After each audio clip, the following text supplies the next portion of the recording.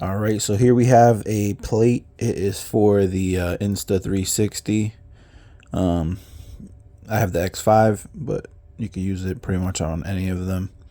This is the plate. It has two rails on each side, so you can use it on a ball head. I'll show you that later.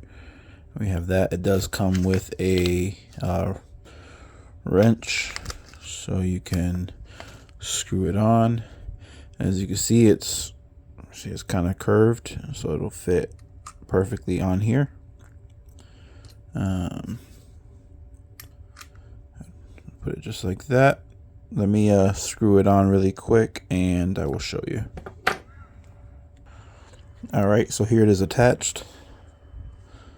There we go. You see the bottom has also has two mounts, or two screw holes, and on this side has a screw hole there. So we can take it, if we have a ball head, we could just put that on right here. And there we go. Now it's on a ball head. So then we can also take it, and if we wanted to lay it down,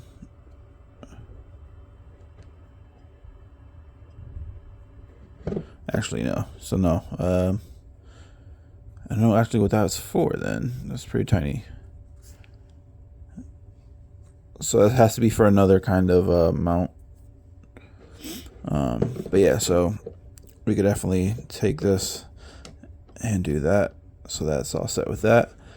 This looks so familiar. I'm not sure what it will go on to, but it goes on to something. It looks familiar. I don't know what it is right now. It's like not right there in my head right now, but yeah, so there you go.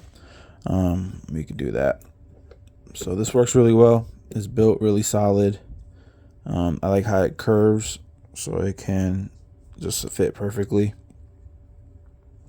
I have some mounting holes. I have 3 mounting holes, so that's pretty good. So yeah, there you go.